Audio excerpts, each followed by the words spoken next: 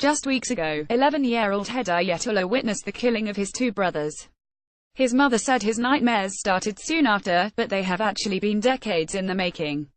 Long before the violence this summer that left Hedayet Ullah deeply traumatized and sheltering in a Bangladesh refugee camp, he and his family lived an unspeakable life in Myanmar's Northern Rakhine state. The discrimination and abuse they and other Muslim Rohingya endured has been well documented by advocates and UN human rights officials, many of whom have warned that their treatment could amount to crimes against humanity and ethnic cleansing. There are also allegations that some officials within the system ignored the warnings of ethnic cleansing altogether. The conditions were ripe for more mass atrocity crimes against the Rohingya population. The writing was on the wall and unfortunately, there was no action, said Matthew Smith, a human rights advocate who has long watched Myanmar. The UN categorically rejects these allegations, in one case calling them baseless and unsubstantiated and part of a media smear campaign. But the lapses in this never-again era have invited uneasy comparisons to UN failures in Sri Lanka and Rwanda, which carried great human costs. They also appear to have pushed the UN to try to make changes to the way it operates in Myanmar. But not soon enough, say critics. I don't want the UN to get away with it yet again, said one source who spoke to CBC News and did not wish to be identified. Active denial, partly to blame, insiders say, is that UN leadership in both Myanmar and New York favored a soft approach on the treatment of Rohingya in dealings with the Myanmar government, to avoid antagonizing it on a matter of high sensitivity in that complex country. According to one source, UN Secretary-General Antonio Guterres overestimated his relationship with Myanmar leader Aung San Suu Kyi. Khalil Senasi Associated Press. These sources contend that the UN leadership in Myanmar continued to favor pushing economic development over human rights advocacy as the best means to improving the treatment of Rohingya, even after a 2012 spike in violence that ended with thousands of Rohingya sequestered in internal camps that relied entirely on foreign aid.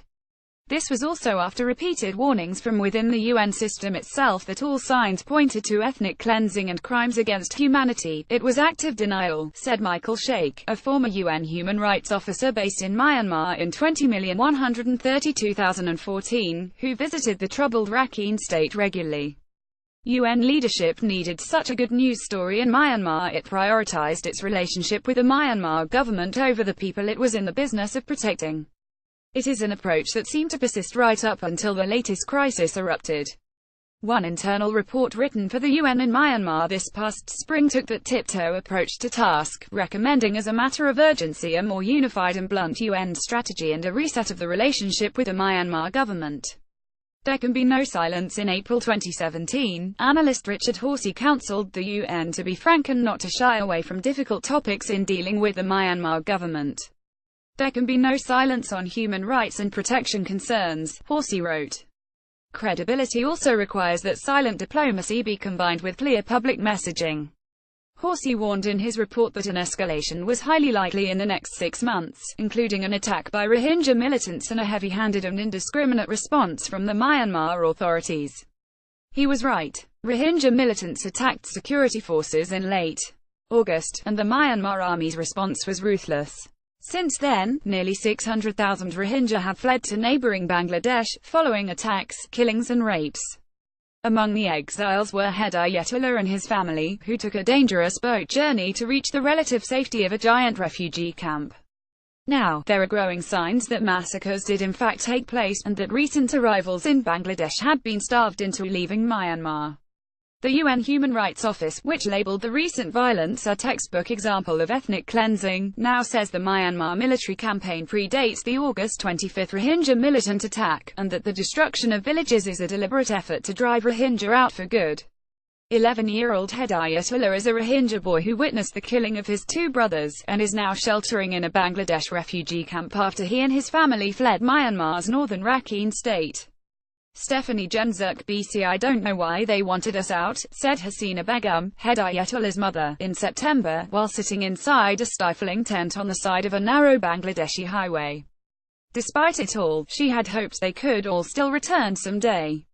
Passing a red line in 2015, a consulting firm wrote an assessment for the UN entitled A Slippery Slope: Helping Victims or Supporting Systems of Abuse, obtained by CBC. The report gives a glimpse into the consequences of the prevailing approach. The international community was sustaining internment camps and the near imprisonment of the Rohingya population inside Myanmar without seeing any positive change for the population. Any conceivable red line was already passed, it added. And all the institutions were still there, implicitly accepting whatever conditions the government imposed. Some sources have put much of the blame on the UN's top official in Myanmar, outgoing resident coordinator Renata Lok-Esolian, a Canadian.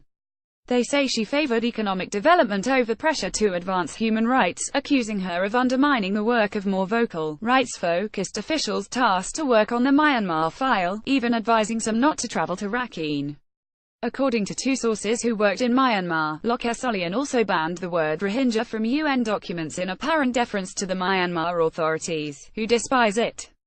A media representative of her office denied that claim, calling it a false statement. Renata Lok-Esolian, who is Canadian, is the outgoing UN resident and humanitarian coordinator in Myanmar. Sources accuse her of undermining the work of more vocal, rights-focused officials tasked to work on the Myanmar file. While on Reuters, Lok-Esolian's office turned down a CBC request for an interview, but her media representative responded to questions by email. He said her critics have launched a media smear campaign against her that is baseless and unsubstantiated. Supporters, some of whom spoke on condition of anonymity, also called the allegations unfair. Lok-Esolian's media representative said her work should be viewed in the broader context of the entire UN system, which has a full array of tools to respond to the crisis in Rakhine State, including quiet diplomacy, public messaging, the Human Rights Council and other bodies. Information ignored. As the Rohingya crisis escalated last month, the UN had to address the allegations. It stood behind Lok-Esolian. She has advocated for human rights and development in a very strong way, said Stefan Dujarric, a spokesperson for the UN Secretary-General. Some of the allegations against her date back several years. In an exit report distributed at high levels at the UN, a departing senior UN staffer said Lok-Esolian cut short internal discussions warning about the fate of Rohingya and discarded or simply ignored information that underscored the seriousness of the situation. Drone video shows thousands of Rohingya refugees fleeing Myanmar. 127. The often quoted report, also obtained by CBC News, warned the UN system was at high risk of failure to prevent large-scale violence and that there were early signs of the high potential for such violence. When contacted by CBC News, the author, Caroline Vandenabeel, wrote in an email, "I had hoped to be proven wrong, but the current situation shows both the large scale of violence as predicted as well as the systemic shortcomings within the UN to prevent it." Approximately 60% of the Rohingya who have arrived in Bangladesh are children.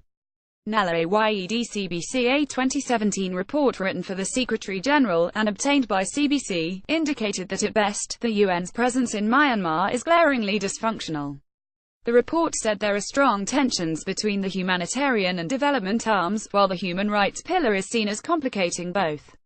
This problem, it said, is compounded by the lack of accountability at the highest levels of the UN system to ensure the overall coherence of the UN response. The author of the report, Charles Petrie, once held the job of resident coordinator in Myanmar, and said the problem is less personal and more structural. The top UN job in Myanmar isn't political, and it should be. He said it's the same problem that hampered the UN during crises in Rwanda and Sri Lanka. If the top person on the ground does not have oversight over all aspects of the UN's response in country, it's always going to be a dysfunctional UN. The SUKYI factor. Myanmar authorities have a well-established history of not taking kindly to foreign criticism. Prior to the elections that brought Nobel laureate Aung San Suu Kyi to power, the threat of expulsion and attacks on foreign aid organizations left the international community excessively apprehensive, said the Slippery Slope report. There was also a consistent failure to recognize and take advantage of the potential political influence of the UN and humanitarian community. Thomas Quintana, who was Special Rapporteur for Myanmar for 6 years, and, as such, the target of protests, said it was hard to translate his warnings on Rohingya into concrete international action because the government was smartly reacting, and establishing Rakhine commissions, developing plans. So the international community was relying on that while it was clear that the government itself was involved in this worsening of the situation. In response to warnings earlier this year, even Secretary-General Antonio Guterres told his senior staff, "We have to lay low on Myanmar," according to a knowledgeable diplomatic source. Some observers believe the international response to the Rohingya crisis has been complicated by the promise of a democratic Myanmar, as embodied by leader Aung San Suu Kyi. Soeze Atun, Reuters. The official, who spoke to CBC News on condition of anonymity, said Guterres' strategy seemed to be to reach out directly to the Burmese leader. But Guterres overestimated his relationship with Aung San Suu Kyi, said the source, and possibly her authority. The international response as a whole has been further complicated by the Suu Kyi factor and the promise of a democratic Myanmar. I think what the West was not ready to accept is that an opening up of political space does not necessarily only bring out the positive of a society, said Petrie. Now, at the height of the crisis, the UN seems to be fast-tracking changes in Myanmar. Lok Solyon's previously announced departure is effective at the end of the month, and there is no replacement in sight. The job may also be overhauled. Most observers agree that blame for the crisis lies with the Myanmar authorities. But the international community had a duty to speak up, said human rights advocate Matthew Smith. I think it's very fair at this point to say that the international community is complicit in what's happening in Rakhine State, said Smith. We understand it's a very difficult environment to work in Myanmar. But when we're talking about mass atrocities, when we're talking about the most serious crimes that can be perpetrated on a population, there has to be pressure, there has to be truth-telling, otherwise these things just continue. With files from Melissa Kent.